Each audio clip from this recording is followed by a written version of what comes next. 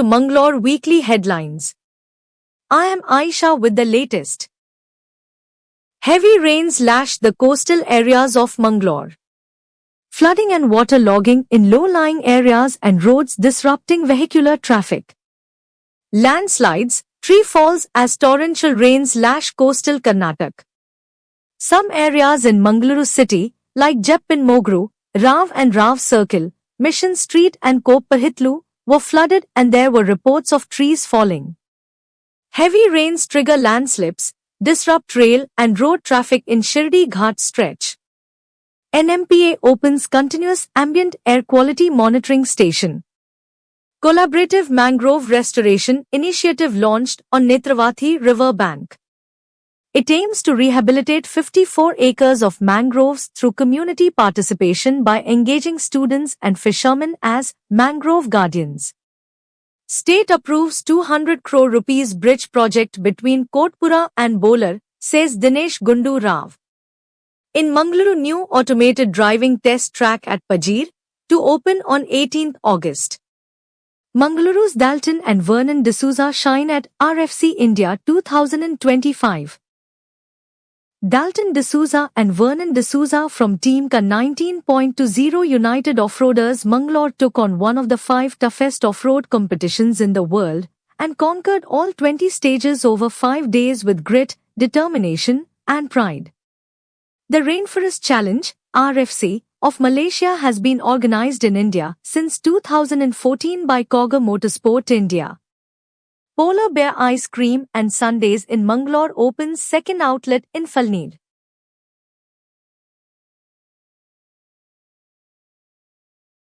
India races to buy 114 Rafales amid Air Force crisis, but France's source code refusal threatens the deal. India's largest ever fighter aircraft deal risks turbulence as Dassault Aviation resists handing over Rafale source codes, even as the IAF battles its lowest squadron strength in history. India pushes towards top 5 maritime nations goal with induction of Tu-25M LPG carrier Sahyadri. The vessel will ferry LPG between the Persian Gulf and India, bolstering a crucial energy supply route.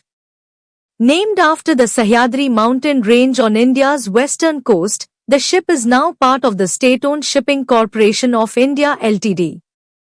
BSNL activates nationwide network-level anti-spam protection for mobile users.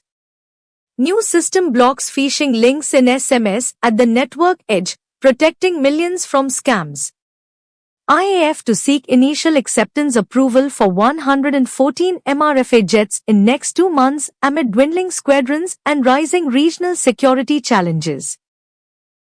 IAF expects to raise 3 squadrons of Tejas Mk-1A by late 2026 as F-404 engine deliveries stabilize.